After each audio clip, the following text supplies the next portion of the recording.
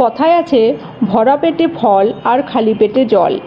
ভারতীয় আয়ুর্বেদেও এই নিয়ম মেনে চলতে বলা হয়। এর অর্থ হলো পেট যখন ভর্তি থাকে তখন ফল খান, তাতে ফলের পুষ্টিগুণ শরীর বেশি পরিমাণে পায়, এবং পেট যখন খালি থাকে তখন জল খেলে শরীর দূষণমুক্ত হয়। কিন্তু যদি ফল খেয়ে জল খান তবে অনেকের বড় বিপদের সম্মুখীন হতে হবে। আর ফল খাওয়ার কতক্ষণ পর জল খাওয়া উচিত সেটিও জানাবো আজকের ভিডিওটিতে। তো চলুন এবার আজকের ভিডিওটির মাধ্যমে জেনে নিন কেন ফল খাওয়ার পর জল খেতে নেই। তো চলুন ভিডিওটি শুরু করা যাক।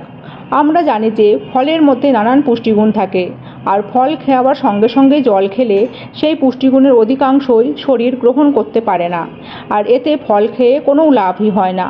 তাই ফল খাবার পরেই জল খাবেন না। ফল বা যে কোনো খাবার হজম করার জন্য নানান রকমের এনজাইমের দরকার হয়, আর ফল খাওয়ার পরেই যদি জল খাওয়া হয় তবে সেই এনজাইমগুলির ঘনত্ব কমে যায়, যার ফলে এগুলি আর ঠিকভাবে কাজ করতে পারে না, আর তাতে অ্যাসিডিটির আশঙ্কা দেখা যায়।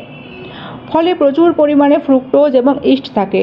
ফল খাওয়ার সঙ্গে সঙ্গে জল খেলে ফলের মধ্যে থাকা অ্যাসিডের মাত্রা কমে যায়, যার ফলে পেটে প্রচুর পরিমাণে গ্যাস তৈরি হতে থাকে এবং পেট ব্যথাও হয়, এমনকি ডায়রিয়াও হতে পারে। তাই ফল খেয়ে জল খাওয়া উচিত নয়।